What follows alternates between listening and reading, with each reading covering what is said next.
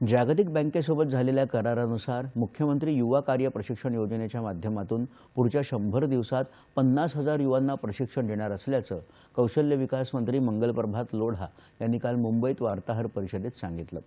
मुंबईसह नागपूर, छत्रपती संभाजीनगर, नाशिक, अमरावती, पुणे इथं महाराष्ट्र इंटरनॅशनल केंद्र सुरू करण्यात येईल असंही लोढा यावेळी म्हणाले। कौशल्य, रोजगार, उद्योजकता आणि नाविन्यता विभागाच्या 100 दिवसाच्या कृती आराखड्याच्या अंमलबजावणीची माहिती मंत्री लोढा यांनी यावेळी दिली।